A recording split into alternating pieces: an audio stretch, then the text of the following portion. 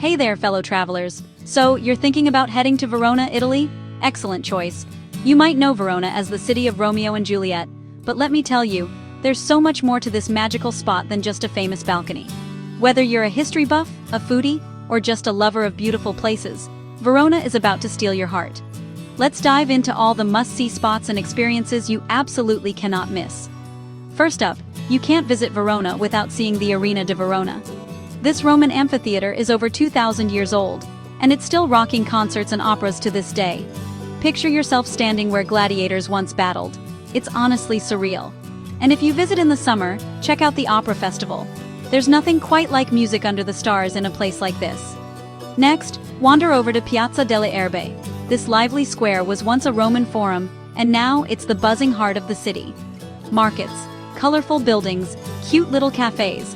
It's the perfect place to grab an espresso and just people watch.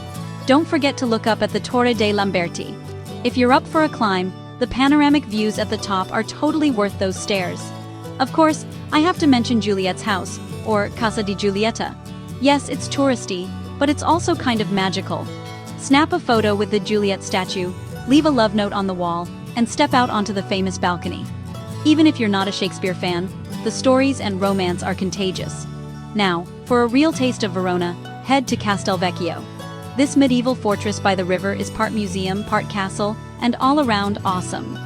Walk across the beautiful Castelvecchio bridge and soak in that classic Italian scenery. Craving more? Stroll down Via Mazzini, Verona's main shopping street. Here's where old-world charm meets modern Italian style. Whether you're window shopping or picking up some fashion-forward souvenirs, it's a vibe. And when you need a break, grab a gelato and meander along the Adige River. Find a quiet spot, watch the sunset, and maybe reflect on how lucky you are to be in such a stunning place. Before you leave, make time for the Giardino Giusti.